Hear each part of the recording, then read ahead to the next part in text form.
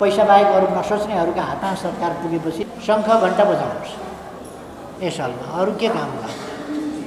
मजाले शङ्ख घण्टा बजायो भने वहीँ शङ्ख बजायो भने यो यति महत्त्वपूर्ण विषयमा तपाईँहरू सेमिनार गर्दै हुनुहुन्छ। मानिलिउँ अरूको फोक्सो छैन, अरूलाई चाहिँ सासै फेर्नु पर्दैन जस्तो हामीले थाहा पाउनुपर्छ। हाम्रो फोक्सो आदि छातीभित्र छ, आदि रूपमा छ।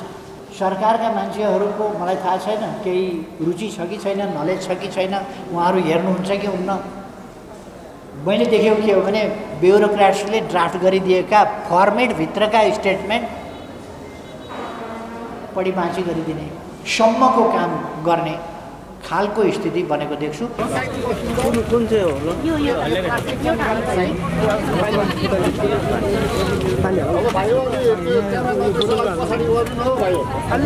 यहाँ मान्छेले चेक दिइरहेछ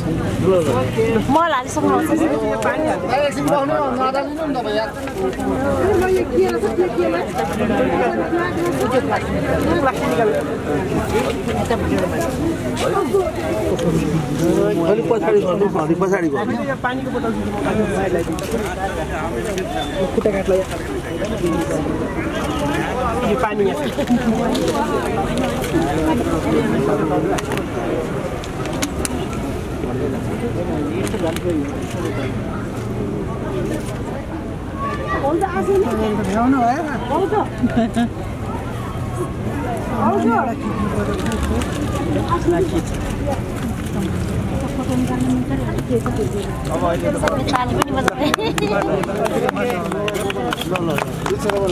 कहिले कहिले प्राकृतिक रूपमा आफै बिग्रिएको वातावरण, मानव जातिले बिगारेको भन्दा औद्योगिकरणले बिगारेको वातावरण, विकासले बिगारेको वातावरण, शहरीकरणले बिगारेको वातावरण, यी अनेक हिसाबले बिगारेको वातावरणलाई प्रकृतिले शुद्धिकरण त्योभन्दा तीव्र गतिमा गरेको छ। नत्र भने अहिलेसम्ममा सम्भवतः पृथ्वी जीवन रहित हुने खतरा बढिसक्यो। तर कतै धुलो उड्यो भने त्यो धुलो उडेकोलाई एकछिनमा प्रकृतिले अलिक परतिरसम्म जाँदा धुलो बसाउँछ र फेरि हावालाई स्वच्छ बनाउँछ। कहीँ दुर्गन्ध फैलियो भने अलिक परतिरसम्म दुर्गन्ध फैलिँदा त्यसलाई कमजोर बनाउँदै लगेर फेरि स्वच्छ र दुर्गन्ध रहित हावा बनाउँछ प्रकृतिले। पानी धमिलियो भने धमिलिएको पानीलाई फेरि आफ्नै हिसाबले सङ्ल्याउँदै जान्छ र हामीले बाढी आउँदा देख्यौँ भने पहाडबाट हिलो आदि धेरै बाक्लो लेदोको रूपमै बगिराखेको हुन्छ। तर जति तल पुग्छ त्यो लेदो पातलो हुँदै जान्छ, ठिग्रिँदै जान्छ र पानी सङ्लिँदै जान्छ र अलिक तल पुग्दाखेरि सङ्लो भइसक्छ। अझ समुद्रमा पुग्दा त्यो स्वच्छ कञ्चन सफा र नीलो पानी देखिने भइसक्छ। त्यसमा गहिराईमा आकाश प्रतिबिम्बित हुन्छ र त्यो नीलो देखिने अवस्थामा पुगिसक्छ। अर्थात् मैले यो प्रकृतिको शुद्धिकरणको सिस्टम, प्राकृतिक शुद्धिकरणको सिस्टम भनेको कुनै पनि वातावरणीय प्रतिकूल चिज बन्यो भने, उत्पन्न भयो भने प्रकृतिले त्यसलाई अनुकूल बनाउने कोसिस गर्छ, तर त्यो समय लाग्छ। एकछिन कुनै चिजले अस्थायी प्रदूषण भयो भने त्यसलाई हामी अस्थायी किन भन्छौँ भने त्यो स्थायी रूपमा लामो समय प्रकृतिको अगाडि टिक्न सक्दैन र प्रकृतिले त्यसलाई छिटै शुद्धिकरण गरिसक्छ। त्यसकारण हामी अस्थायी प्रदूषण भन्छौँ। जुन प्रकृतिले पनि छिटै सच्याउन सक्दैन त्यसलाई स्थायी प्रदूषण भन्छौँ। र हामीलाई धेरै ठुलो चिन्ता अहिले जसरी धरतीमा वातावरणको स्थायी प्रदूषण र शुद्धिकरणको सामर्थ्यलाई न्यून गर्दै जाने र प्रदूषणको या अशुद्धिको प्रवृत्ति बढ्दै जाने, शुद्धिकरणको प्राकृतिक क्षमता ह्रास हुँदै जाने कुरा धेरै चिन्ताको विषय हो। आज वातावरणको सन्दर्भमा विश्वको चिन्ता यसैमा र यसका निम्ति मानव जातिले लामो समयदेखि अध्ययन अनुसन्धान गरेको छ, खोज गरेको छ, अनेक उपायहरू अवलम्बन गरेको छ। त्यसकारण उहिलेदेखि के भएर हल्ला भइरहेको छ त्यहाँ पछाडितिर?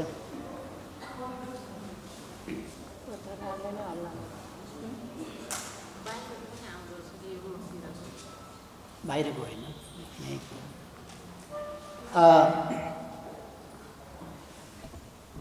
खास गरी मानव जातिले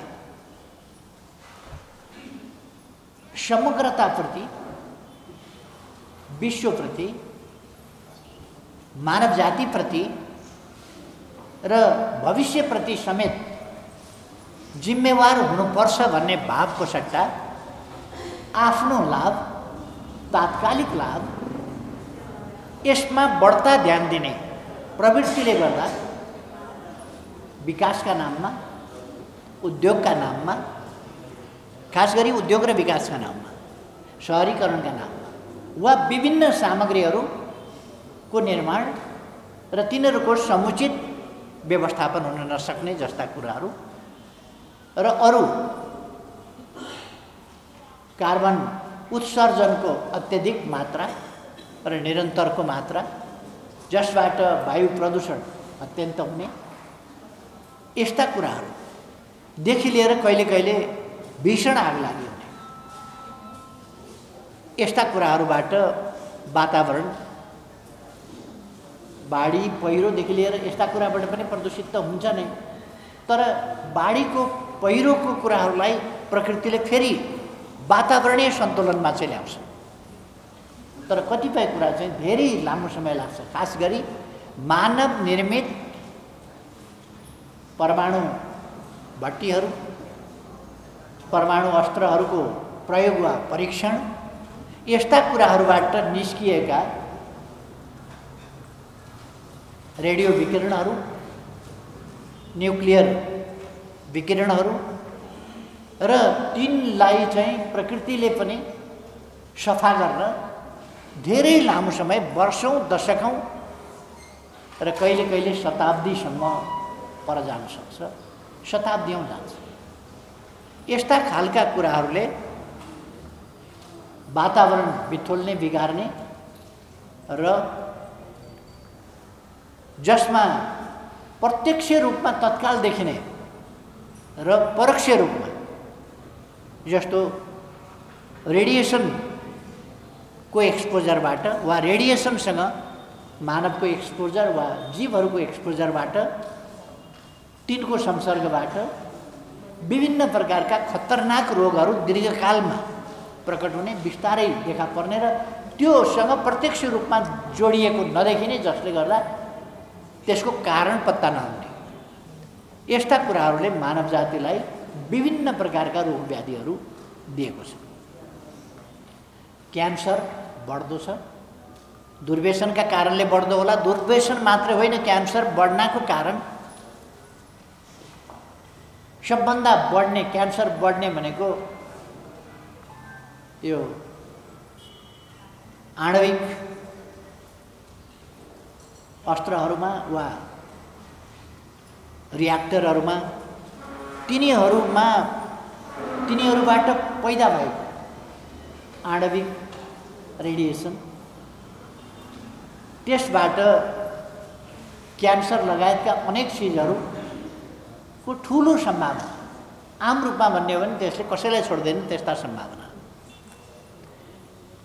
1945 भन्दा पछि खास गरी जापानले त्यस रेडिएसनबाट, आणविक रेडिएसनबाट उत्पन्न भएको बिमार र त्यसका प्रभावित बिमारीहरूलाई हिबाकुसा भन्ने शब्द दियो।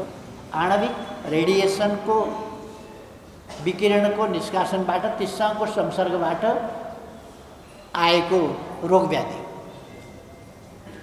त्यसले विभिन्न क्यान्सरहरू, यही क्यान्सर मात्रै भन्ने छैन, त्यसले लङ्सको पनि गर्न सक्छ, अरूको पनि गर्न सक्छ, स्किनको गर्न सक्छ, अरू विभिन्न प्रकारका गर्न सक्छ। यस्ता चिजहरू गर्छ र यतापट्टि हामी गम्भीर हुन सकेका छैनौँ, किनभने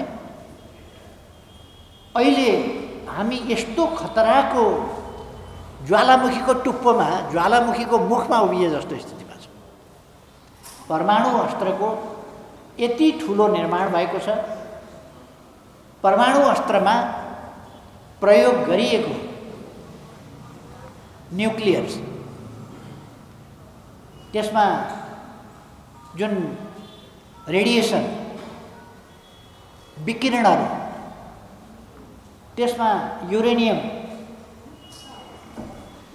जुन विषादी तत्त्वहरू, सामान्य विषादी होइन, खतरनाक विषादी तत्त्वहरू र पृथ्वीलाई 24 घण्टाभित्र एक ठाउँमा विस्फोट वा लिकेज हुँदा पृथ्वीलाई 24 घण्टाभित्र त्यसले दुष्प्रभावित गरिसक्छ। हामीले भोपाल हेऱ्यौँ भने, अथवा चेर्नोबिल हेऱ्यौँ भने, अथवा हिरोसिमा नागासाकी हेऱ्यौँ भने, अथवा प्रयोग गरिएका मार्शल आइल्यान्डलाई हेऱ्यौँ भने, अथवा अरू विभिन्न ठाउँका कुराहरूलाई हेऱ्यौँ भने, अथवा सुनामी गएका बखत केही वर्ष अगाडि मात्रै जापानमा लिकेज भएको परमाणु भट्टीकोबाट लिकेज भएको परमाणु विकिरणलाई हेऱ्यौँ भने, तिनीहरूको दुष्प्रभावलाई हेऱ्यौँ भने असाधारण छ। र यस्तोको प्रयोग चाहे जहाँसुकै गरौँ, समुद्रमा गरौँ, आकाशमा गरौँ या जमिनमा नि गरौँ, जहाँसुकै गर्दाखेरि पनि त्यसको असर स्वाभाविक रूपमा पर्छ। तर यो कुरामा धेरै चर्चा हुँदैन, किनभने यो ठुला बलिया धनी सम्पन्न राष्ट्रहरूले मात्रै निर्माण गर्न सक्ने कुरा हो। त्यसकारण बलियाका विरुद्ध कोही पनि बोल्ने आँट गर्दैन। र दुनियाँमा हामी विनाशको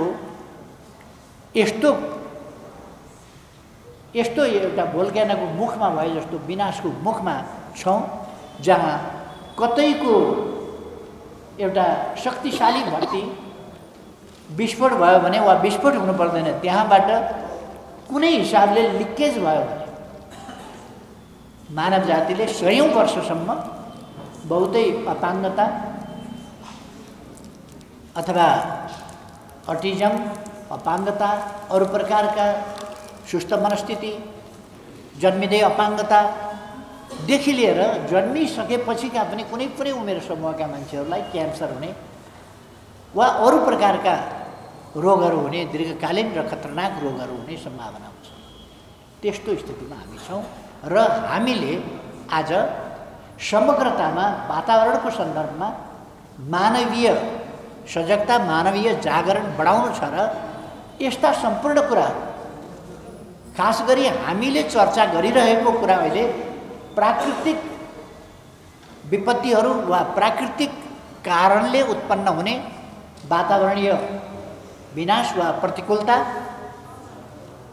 चर्चाभन्दा बढी हामीले गर्न के जरुरी छ भने मानव जातिबाट विकासको सन्दर्भ, अहङ्कारको सन्दर्भ, आफ्नो डोमिनेसनको आकाङ्क्षाको सन्दर्भ, नियन्त्रणको आकाङ्क्षाको सन्दर्भ वा अहङ्कारहरूमाथि लाद्ने र अरूभन्दा आफू सुपेरियर हुने त्यो आकाङ्क्षा, यी आकाङ्क्षा वैयक्तिक, संस्थागत, समूहगत वा राष्ट्रिय अहङ्कार वा अनुचित आकाङ्क्षाहरूबाट जुन वातावरणको क्षति पुगिराखेको छ, यस सम्बन्धी पहिलो कुरा हामी सजग हुन जरुरी छ। वातावरणको सन्दर्भमा वातावरण मान्छेलाई बाँच्नका लागि चाहिने सबभन्दा तीनटा आहार हुन्छ: खानेकुरा, पिउने कुरा र सास फेर्ने कुरा। वातावरणले सबभन्दा दुष्प्रभाव पार्ने के हो भन्दा सबभन्दा बढी खानेकुरा, पिउने कुरा र सास फेर्ने कुरा। यो तीनटालाई वातावरणले दुष्प्रभावित गर्छ र वातावरणमा पर्ने प्रतिकूल असरले पृथ्वीदेखि अन्तरिक्षको बीचमा, पृथ्वीको सतहदेखि अन्तरिक्षको बीचमा सामान्यतः तीनटा सतहहरू हुन्छन्, तीनटा लेयर, तीनटा तह हुन्छ। एउटा पृथ्वी नजिकको तह, त्यसलाई टोपोग्राफिक यस्तै नाम दिन्छ,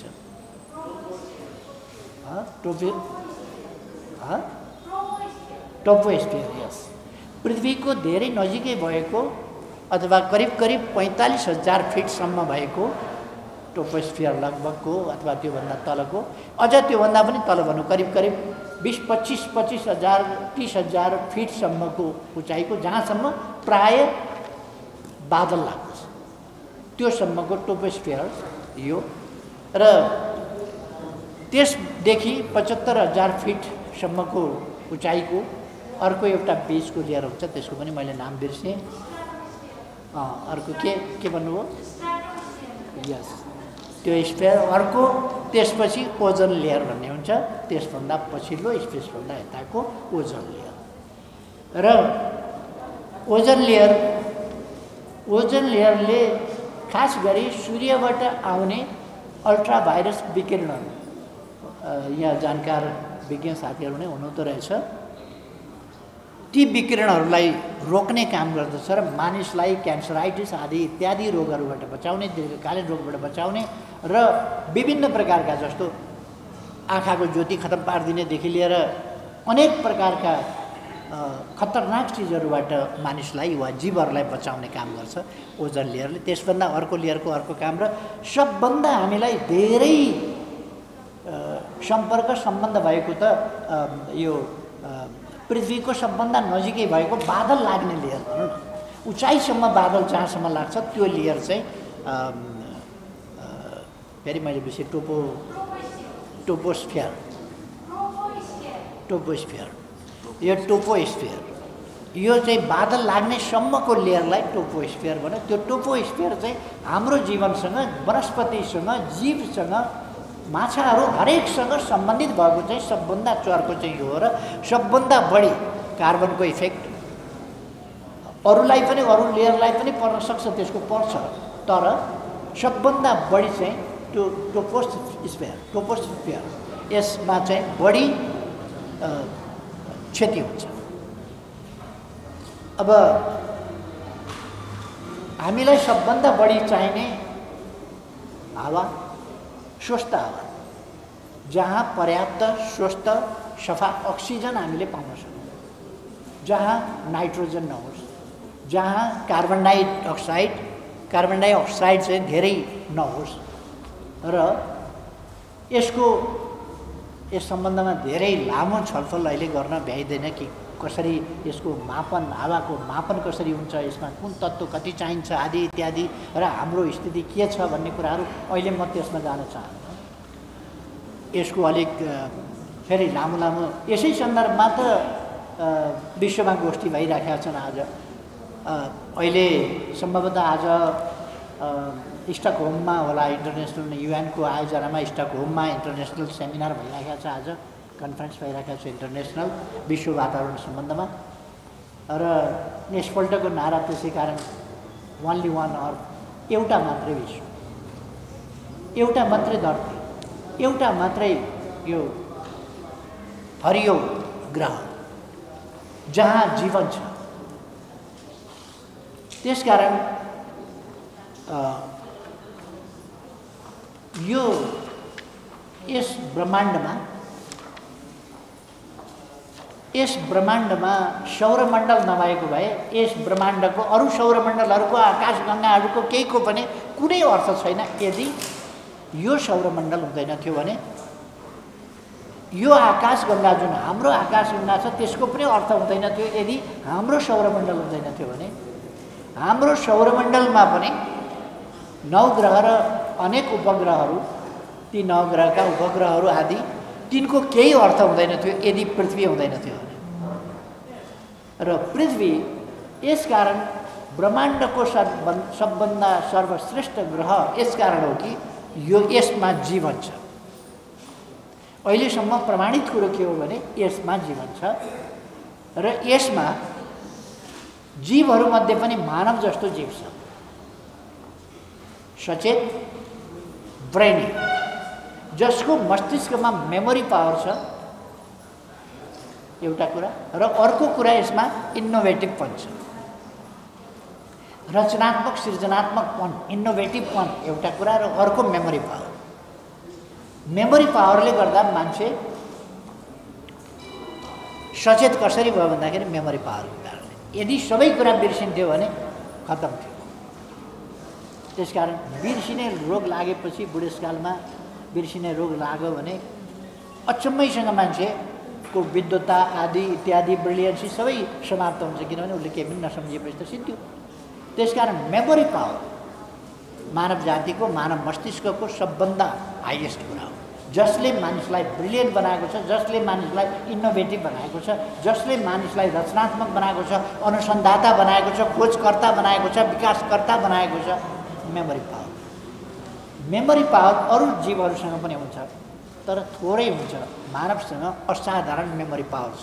त्यसै कारण ज्ञान, विज्ञान, प्रविधि यी सबै कुराहरूको सिर्जना, सङ्ग्रह, विकास, सिर्जना, सङ्ग्रह, विकास यी चिजहरू भएका छन्। र एक मात्र धरती, यस वर्षको नारा किन दिइयो? ओन्ली वान अर्थ। यो पृथ्वी नै यस ब्रह्माण्डको एक मात्र यस्तो चिज हो जहाँ जीव जीवित रहन सक्दछ, जीव पैदा हुन सक्दछ, जीवको सृष्टि हुन्छ, जीवित रहन्छ र जीवन चक्र चलिरहन्छ, वनस्पतिको होस् अथवा अन्य जीवको होस्। यसरी जीव र जीवको जीवन चक्र यो यही धरती मात्रै हो। त्यसकारण यस धरतीलाई सुरक्षित बनाऊ, यस धरतीलाई बस्न लायकको बनाऊ, यस धरतीलाई आगामी पुस्तासम्मको लागि पनि बस्न लायकको बनाऊ। यस सन्दर्भमा मानव जातिले अनेक प्रयासहरू गरे। गोष्ठी सेमिनारहरू उहिले परापूर्व कालमा पनि अनेक सन्दर्भमा गोष्ठी सेमिनार आदि इत्यादि हुने गरे। हाम्रा पूर्वजहरूले, पुर्खाहरूले वनस्पतिको महत्त्व, वनस्पति र जीवनको महत्त्व, अरू प्राणी जगत र जीवनको, मानव जीवनको, मानव र अरू प्राणीहरू, मानव र वनस्पति, मानव र प्रकृति यिनीहरूको अन्तर सम्बन्ध आदि पक्षहरूमा हाम्रा दार्शनिकहरूले धेरै राम्ररी सोचे। र वृक्ष उहिले पनि मरुभूमिमा तपस्या कसैले गर्दैनथ्यो, वनमा तपस्या गर्छ, रुखका फेदमा तपस्या गर्छ। रुखका फेदमध्ये पनि यस्तो रुखको फेद छानेर तपस्या गर्छ जहाँ अक्सिजन पर्याप्त आउँछ, यस्तो बिरुवा लगाउँछ जसले अक्सिजन। तुलसी किन लगाउने गर्यो? हरेकले तुलसीको मठमा किन लगाउनु पर्यो भने उसले केही मिटर सराउन्डिङमा, केही मिटरसम्म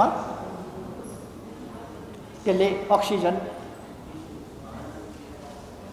फ्याँकिराखेका हुन्छ र त्यसले हावालाई अक्सिजनमय र प्रदूषण रहित स्वच्छता प्रदान गरिराखेका हुन्छ। यस्तै गरेर वटवृक्षहरू यिनीहरूप्रतिको मान्छेहरूको, हाम्रा पूर्वजहरूले, अहिले होइन, अहिले त साइन्सले त्यसको वैज्ञानिकता पुष्टि गर्दैछ, तर हिजो हाम्रा पूर्वजहरूले गरिराखेका थिए। आज हामीलाई थाहा छ हामीले प्राप्त गरिरहेको अक्सिजनमध्ये 50%भन्दा बढी अक्सिजन बोट बिरुवा वन जङ्गलबाट हामीले प्राप्त गरिरहेका छौँ, वन जङ्गलबाट खास गरी। र वनको विनाश एउटा खतरनाक चिज भएको छ।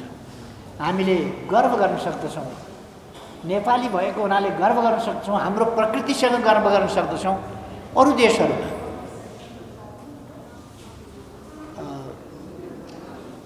देशहरूमा जङ्गलको प्रतिशत कति छ? युरोपमा जङ्गलको प्रतिशत कति छ? जति सचेत छौँ भने पनि युरोपको जङ्गलको प्रतिशत म्याक्सिमम 30%। अहिले युरोपले सास फेर्ने, सबैले सास फेर्ने भनेको Amazon rain forest. Amazon rain forest भनेको मूलतः ब्राजिलमा पर्छ, तर त्यसको वरिपरि धेरैवटा देश, त्यसको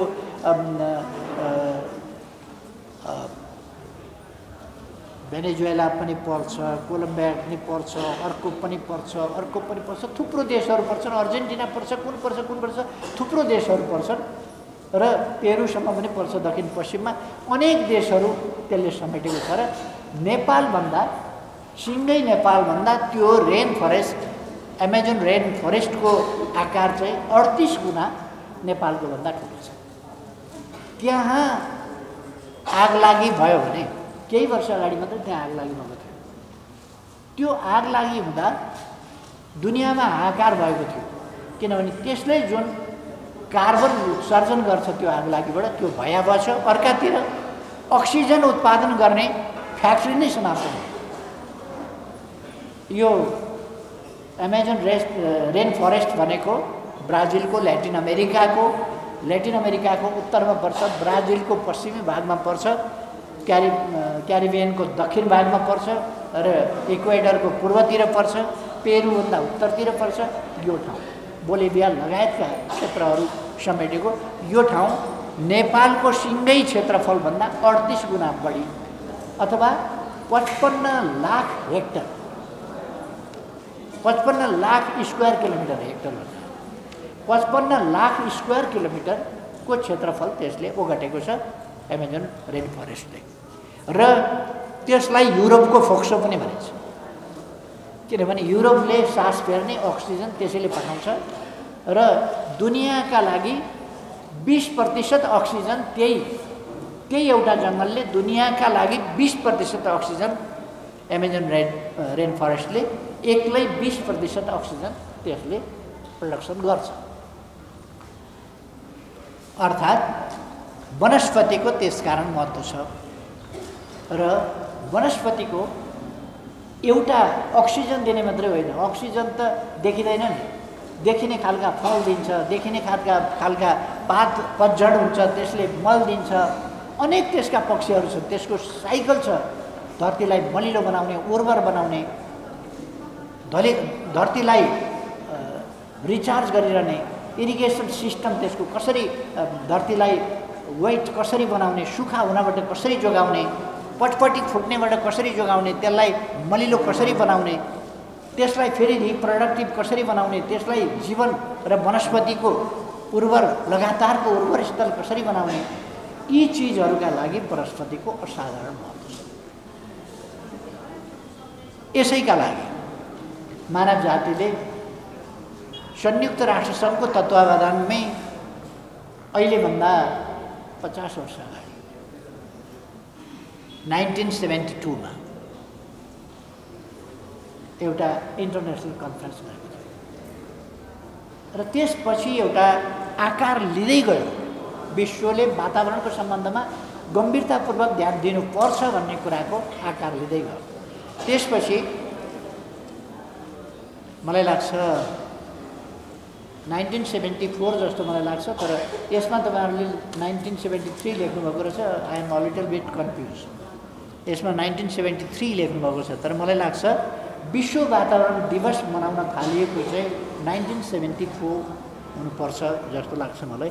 त्यसमा तपाईँहरूले 73 लेखेको हुनाले मेरो नलेजसँग अलिकति यो कन्ट्राडिक्ट गरे हो कि कहिले कहिले मैले बिर्सिन्न भन्न सक्दैन, म बिर्सिएको हुनसक्छ, मैले 73 पनि हुनसक्छ, तर जहाँसम्म मलाई लाग्छ 1974 मा विश्व वातावरण दिवस पहिलोपल्ट 72 को चाहिँ कन्फरेन्स हो। त्यस कन्फरेन्सले अब वातावरणको सम्बन्धमा हाम्रो ध्यान जानुपर्छ भनेर विश्वको ध्यान आकर्षण गर्यो र 74 मा चाहिँ विश्व वातावरण दिवस मनाइयो। सङ्घको तत्वावधानमा विश्व वातावरण सम्मेलन ब्राजिलको एउटा ब्राजिलको क्यापिटल नै भने हुन्छ त्यो रियो द जेनेरियो। त्यसमा रियो द जेनेरियोमा 92 मा एउटा विश्व सम्मेलन भयो। त्यसले एउटा टास्क फोर्स फेरि बनाएर 95 मा अर्को कन्फरेन्सले एजेन्डा 21 भन्ने 21औं शताब्दीमा प्रवेश गर्दाखेरि कसरी गर्ने भन्ने एजेन्डा 21 21औं शताब्दीका लागिको एजेन्डा 21औं एजेन्डा नाम नै त्यो दिएर 95 मा 21औं मिलेन भने तपाईहरुले सच्याए पनि हुन्छ है यसलाई। यो एजेन्डा 21 सुरु गरेर उनीहरूले अगाडि बढाए। तर अनफर्चुनेटली के भने 21औं एजेन्डा 21औं शताब्दीमा प्रवेश गर्दाखेरिका लागिको एजेन्डा त्यो एजेन्डा बिल्कुलै सफल हुन सकेन। त्यसमा ठुलो डिबेट भयो र 2000 पछि यो हामीले पुरा गर्न सकेनौं भन्ने खिन्नताका साथ फेरि अर्को 2002 मा बहुत गम्भीरताका साथ लिएर सायद 2002 मा रियो द जेनेरियोमै अर्को सम्मेलन भयो र त्यसले विश्व वातावरणलाई कसरी अगाडि बढाउने भन्ने सन्दर्भमा खास गरी अहिले हामी यो सस्टेनेबल डेभलपमेन्टका कुरा गर्छौं नि, यो सस्टेनेबल डेभलपमेन्टका कुरा इन्भाइरोमेन्ट एन्ड डेभलपमेन्टको कुरा 92 बाट रियो द जेनेरियोबाट सुरु भयो। त्यसलाई डेभलप गरियो 95 मा, त्यसमा सफल हुन सकिएन भन्ने रियलाइजेसन भयो 2000 मा र त्यसपछि 2002 बाट हामी फेरि त्यस सन्दर्भमा अगाडि बढ्न चाह्यौं, विश्व अगाडि बढ्न चाह्यो, यसमा बढी गम्भीरता भयो। तर मैले भन्नु पर्दाखेरि ठुला देशहरूले यस सम्बन्धमा गम्भीरता देखाए र रियो द जेनेरियोमा सन् 2000 मा भाग गरे। सन् 2000 मा भएको रियो द जेनेरियोको अर्को विश्व सम्मेलनमा यसलाई चाहिँ समिट बनिने गर्यो। यो 92 को समिट, 2000 को समिट, यसरी समिट बनिने गर्यो जहाँ सैकडौं देशका राष्ट्राध्यक्षहरू जम्मा हुने गरे। यो सैकडौं देशका राष्ट्रपति या सरकार प्रमुखहरू, राष्ट्र प्रमुख वा सरकार प्रमुखहरू जम्मा हुने गरेको चाहिँ 92 बाट वातावरणको विषयमा, जसलाई समिट भनिने गर्यो। यसले खास समस्याको चुरोतिर वातावरणसँग सम्बन्धित र पृथ्वीको भविष्यको सम्बन्धमा सुरक्षित पृथ्वी, एकदमै सुरक्षित पृथ्वी कसरी राख्ने, भविष्यमा बस्न लायकको सुरक्षित र बस्न लायकको पृथ्वी कसरी बनाउने, यस सम्बन्धमा जिब्रो चपाएर बोल्ने स्थिति भयो। र सन् 2000 मा रियो द जेनेरियोमा गरिएको सम्मेलनमा तत्कालीन अमेरिकी राष्ट्रपति बिल क्लिन्टन एकातिर, बाँकी दुनियाँ एकातिर भयो। बिल क्लिन्टनले म यो प्रस्ताव मान्दिनँ भन्नुभयो र बिल क्लिन्टनले पत्रकारहरूले पछि सोधे, तपाईँ किन मान्नुहुन्न यो भन्दा, म विश्वको राष्ट्रपति होइन, म अमेरिकाको राष्ट्रपति हुँ, मैले अमेरिकी हित हेर्नुपर्छ, मलाई अमेरिकी जनताले आफ्नो देशको राष्ट्रपति छानेका हुन् र म अमेरिकी इन्ट्रेस्टलाई हेर्छु भन्ने जवाब दिनुभएको थियो। त्यसमा विश्व उहाँसँग अलिकति असन्तुष्ट भएकै थियो, निकै गम्भीर रूपले नै असन्तुष्ट भएको थियो कि उहाँले त्यसो भन्नु हुँदैन, यो साझा प्रश्नमा, यो विश्व वातावरणको प्रश्न भनेको साझा प्रश्न हो र यस्तो साझा प्रश्नमा एउटा अत्यधिक विकसित राष्ट्रको राष्ट्राध्यक्षले, राष्ट्र प्रमुखले म आफ्नो देशको राष्ट्रपति हुँ भन्ने जवाब दिनु चाहिँ वाञ्छनीय भएन भन्ने डिबेट पनि चल्यो। परमाणु अस्त्रहरूको निर्माण, तिनको भण्डारण, तिनको विस्तार अत्यन्त खतरनाक कुरा हो। नम्बर 1, विभिन्न प्रकारका प्रयोग परीक्षण आदि कुराहरूले ओजन तहको विनाश अर्को खतरनाक कुरा हो र ओजन तहभन्दा वल्लो तह र त्योभन्दा पहिलो त पृथ्वीको, हाम्रो धरतीको सतहको सबभन्दा नजिक रहेको वायुमण्डलको हामी जसलाई वायुमण्डल पनि भन्छौँ, खास गरेर हावा भएको चाहिँ सतह, यो वायुमण्डल चाहिँ जहाँ बादलहरू लाग्छ, पानी पर्छ, यो सतह, यस सतहलाई प्रदूषित हुनबाट, अम्लीय हुनबाट, यसलाई अवांछित ग्यासहरू त्यसमा मिसिनबाट कसरी रोक्ने भन्ने कुराहरूको सन्दर्भमा हामी सजग हुन जरुरी छ। हामी आफैले मात्रै केही गर्न सक्दैनौँ, हामीले दुनियाँसँग मिलेर गर्नुपर्छ र दुनियाँका विश्वका फोरमहरूमा नेपालले आफ्नो दृष्टिकोण बहुत स्पष्ट ढङ्गले राख्न पर्दछ। नेपालका लिडरहरू विश्व फोरममा जाँदा ट्रेडिसनल ढङ्गले कर्मचारीले लेखिदिएका त्यो एउटा एक ढङ्गको फर्मेटभित्रका ट्रेडिसनल वक्तव्यका भरमा जाने गर्नु र सहभागिता, एउटा रित पुर्याउने सहभागिता जनाउनु होइन। नेपाल अत्यन्तै सरोकार राख्दछ यसमा। त्यसकारण नेपाल अन्तर्राष्ट्रिय मञ्चमा जाँदा धेरै गम्भीरताका साथ इकोसिस्टमको सम्बन्धमा वा इन्भाइरोमेन्टको सम्बन्धमा अथवा पर्यावरण होस्, वातावरण होस्, अथवा पर्यावरण होस्, पर्यावातावरण होस्, यी सबै कुराहरूमा नेपाल सजग भएर जानुपर्छ। यसै कारण हामीले केही वर्ष अगाडि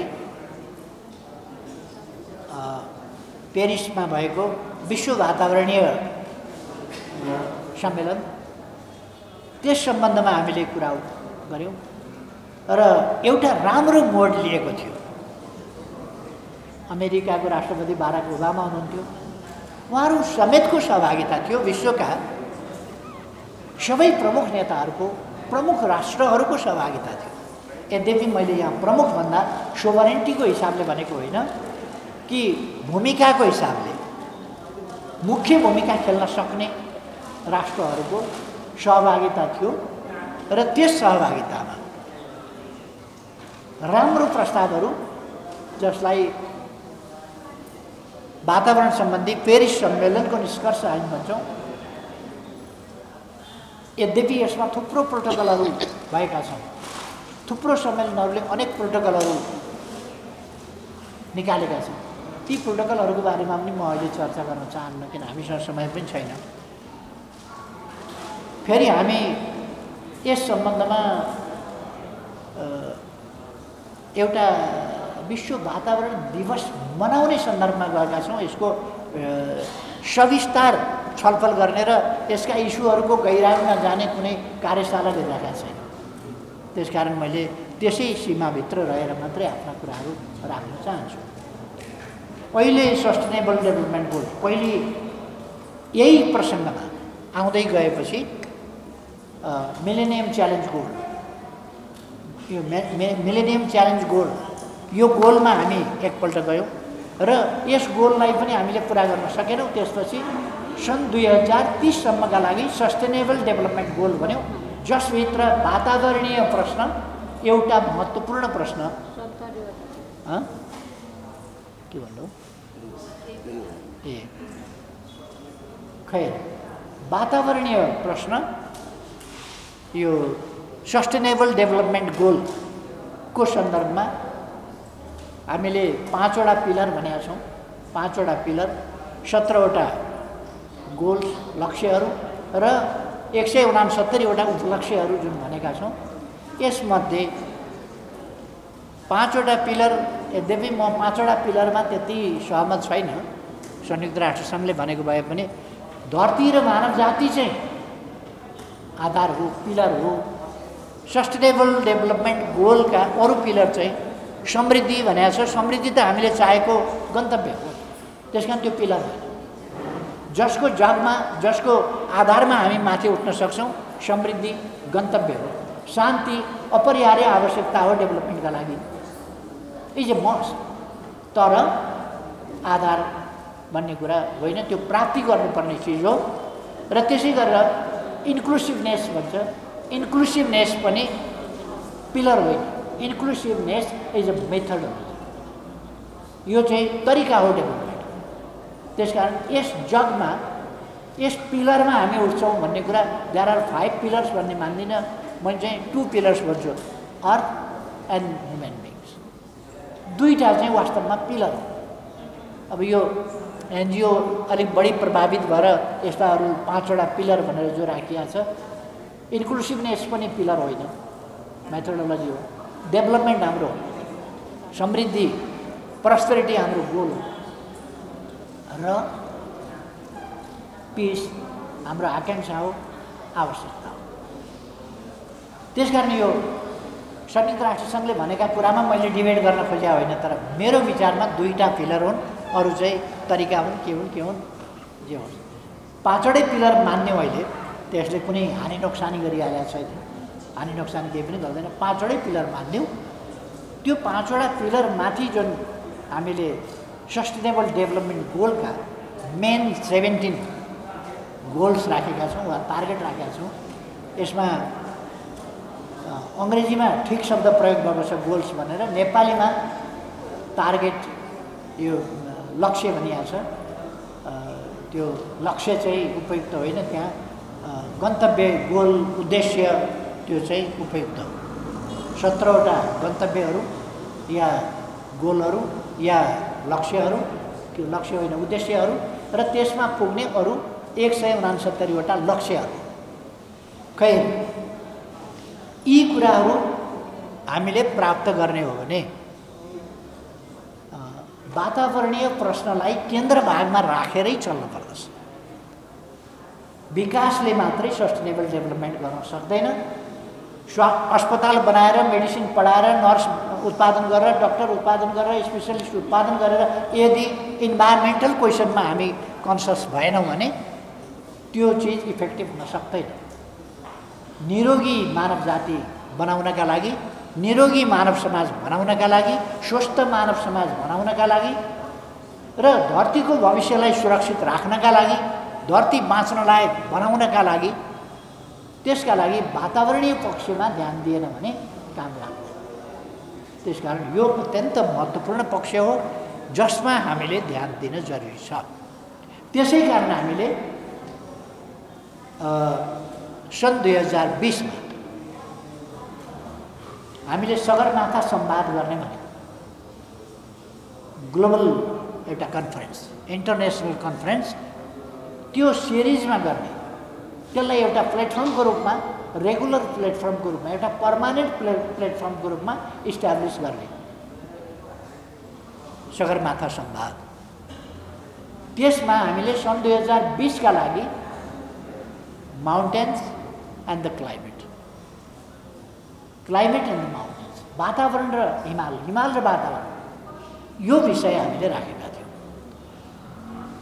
वातावरणको सन्दर्भमा कुरा गर्दा म हाम्रो वातावरणको क्षेत्रमा काम गरिरहेका साथीहरूलाई, विज्ञहरूलाई, विदहरूलाई आग्रह गर्न चाहन्छु कि हामीले दुनियाँको ध्यानाकर्षण गर्नुपर्दछ कि हाम्रा हिमालहरू भनेको नेचरल्ली यी सबभन्दा विश्वका सबभन्दा ठुला नेचरल कुलिङ सेन्टर। यो कस्तोमा छ भन्दाखेरि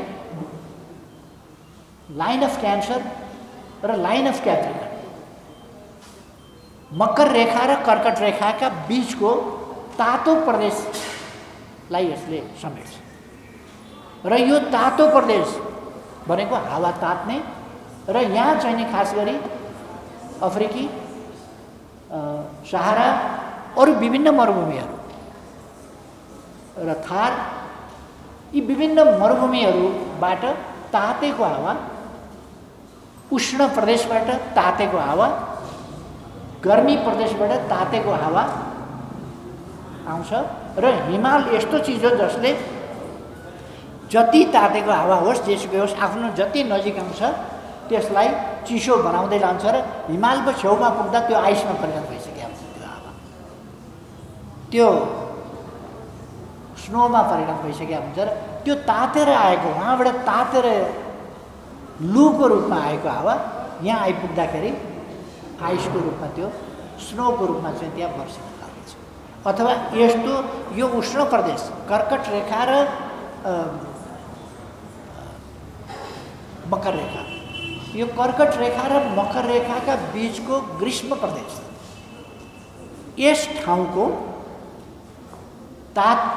तातेको वातावरणलाई चिसो पार्ने काम हाम्रा हिमालहरूले गर्दछन् र नेचरले यत्तिकै बाई मिस्टेक यो हिमालहरू बनाएको होइन। यहाँ यो जीवनको सिर्जना गर्ने, धरतीमा पृथ्वीमा जीवनको सिर्जना गर्ने प्राकृतिक उद्देश्यका साथ। कहिले कहिले प्रकृतिको पनि उद्देश्य हुन्छ र भन्ने प्रश्न उठ्छ। प्रकृतिका उद्देश्यहरू अनौठा हुन्छन्, प्रकृतिका उद्देश्यहरू बुझिन सक्नका हुन्छन्। त्यसकारण यसलाई मैले कुनै धार्मिक अर्थमा वा अरू अर्थमा भन्न खोजेको होइन। प्रकृतिका उद्देश्यहरू नै भन्नुहुन्छ। त्यस अन्तर्गत जीवन वनस्पतिको रूपमा वा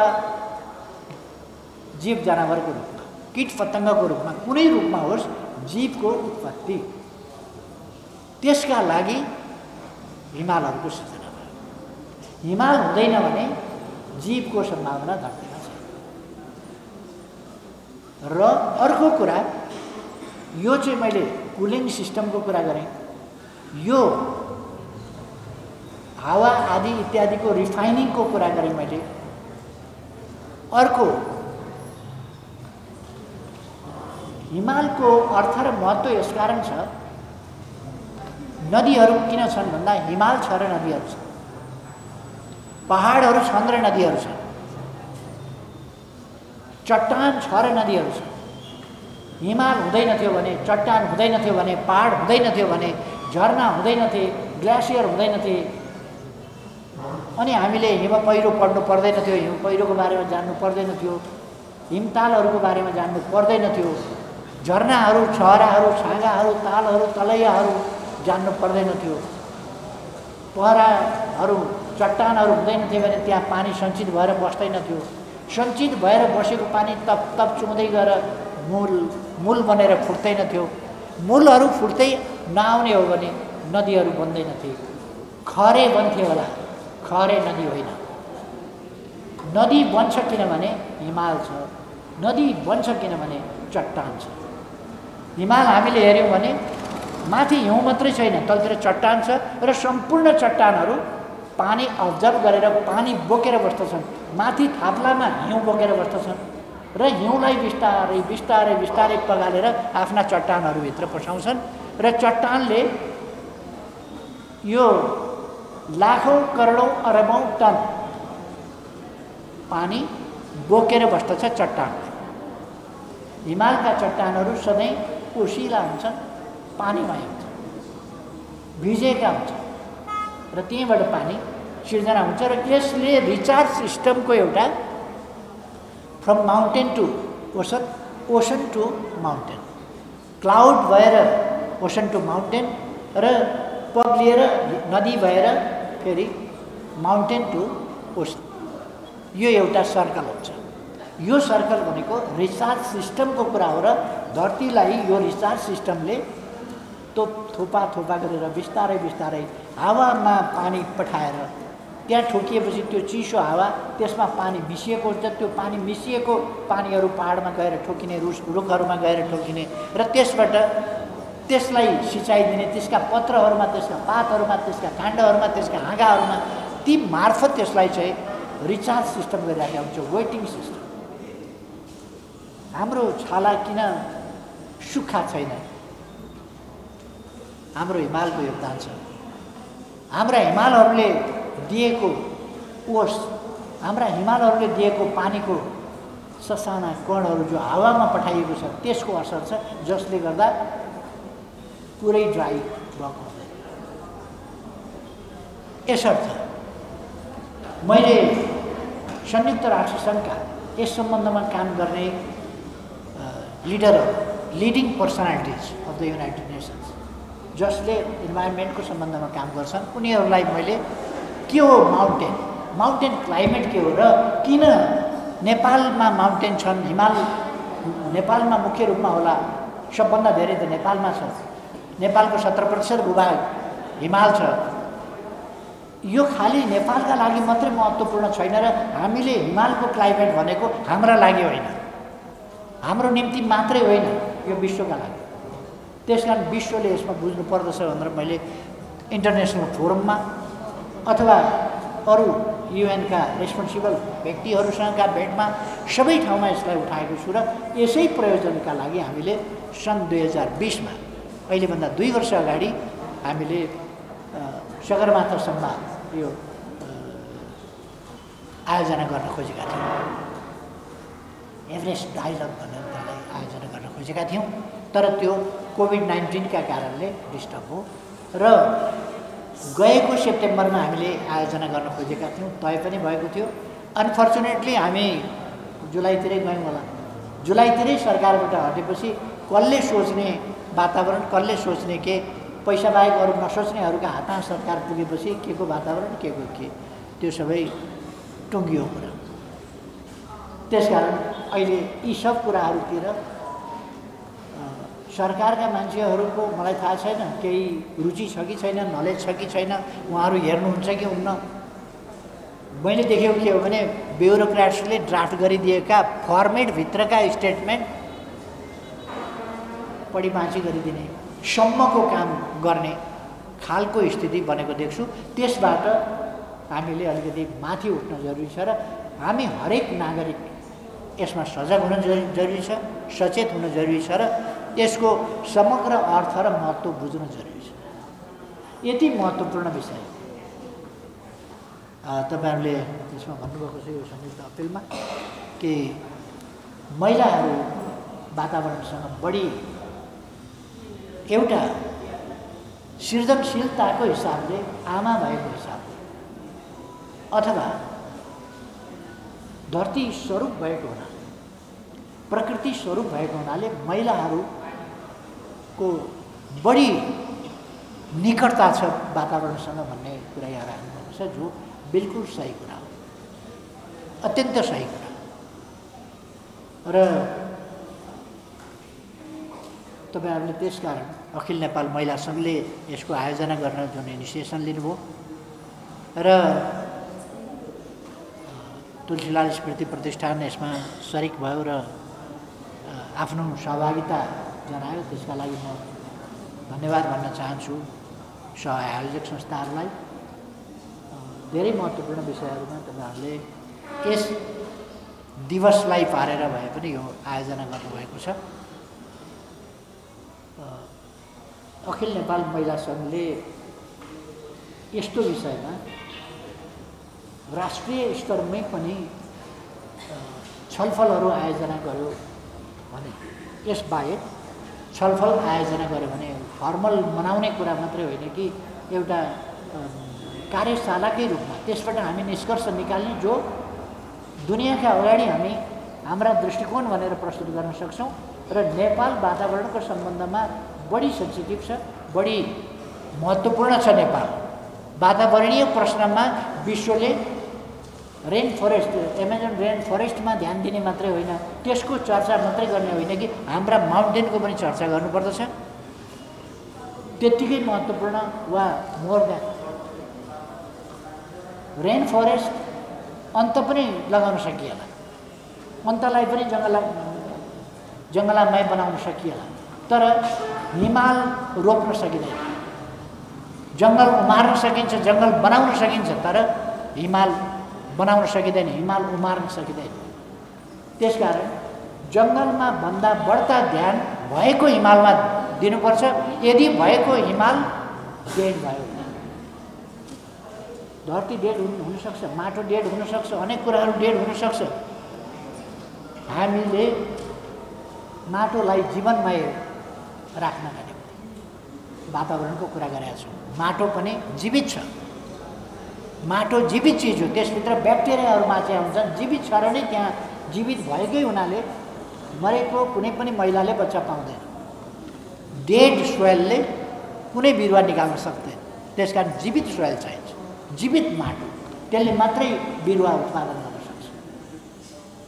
त्यसकारण माटोलाई जीवित राख्न, धरतीलाई जीवित राख्न, पृथ्वीलाई जीवित राख्न आवश्यक छ मानव जातिको भविष्यलाई सुरक्षित गर्नका लागि। त्यसकारण हामी सबभन्दा पहिले त मान्छे नै छैन भने त मान्छे छैन भने जीवन छैन भने पृथ्वी रहनु र नरहनु, सौरमण्डल रहनु र नरहनु, अन्तरिक्ष रहनु र नरहनुको के मतलब, के अर्थ छ? यो टेबललाई त्यो टेबल त्यहाँ रहनुको नरहनुको के मतलब छ? एउटा ढुङ्गालाई पर्तिरको फुलको के मतलब होला? तर मान्छेलाई मतलब छ, जोसँग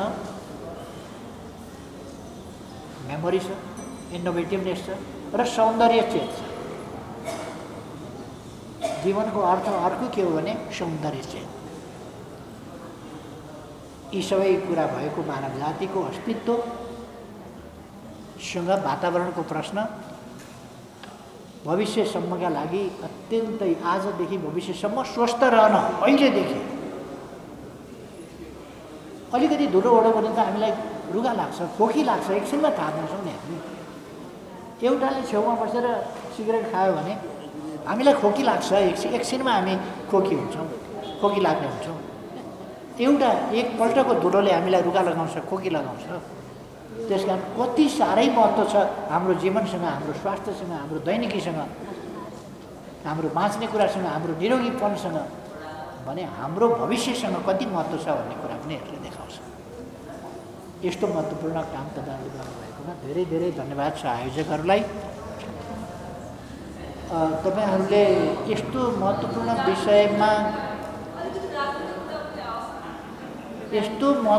विषयमा गोष्ठी आयोजना गर्दा तपाईँहरूले नेपालमा महिलाहरू पनि यति मात्रै हुने र वातावरणसँग रुचि भएका मान्छे पनि यति मात्रै हुने, कुर्सी खाली भएको देख्दा अचम्म लाग्यो। यति महत्त्वपूर्ण विषयमा तपाईँहरू सेमिनार गर्दै हुनुहुन्छ। मानिलिउँ अरूको फोक्सो छैन, अरूलाई चाहिँ नि सासै फेर्नु पर्दैन जस्तो। हामीले थाहा पाउनुपर्छ हाम्रो फोक्सो आदि छातीभित्र छ, आदि रुखमा छ। रुख भएन भनेदेखि फोक्सो चल्दैन, फोक्सो भएन भने रुख चल्दैन, त्यस्तो हो।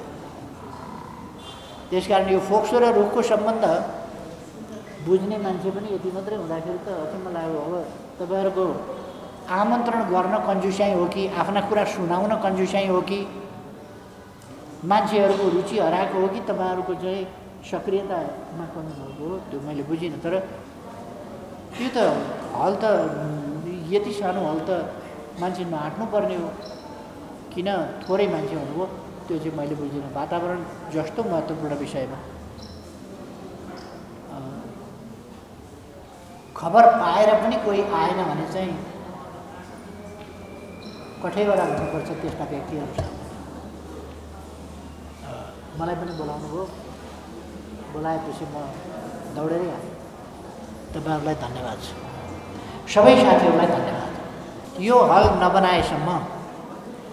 नबनाएसम्म यहाँ गोष्ठी सेमिनार नगर्नुहोस्, शङ्ख घन्टा बजाउनुहोस् यस हलमा। अरू के काम गर्नु? मजाले शङ्ख घन्टा बजायो भने वहीँ शङ्ख बजायो भने यो नत्र भने गोष्ठी सेमिनार यो पहिले बनाउनुहोस् अनि गोष्ठी सेमिनार गर्नुहोस्। धन्यवाद छ साथीहरू।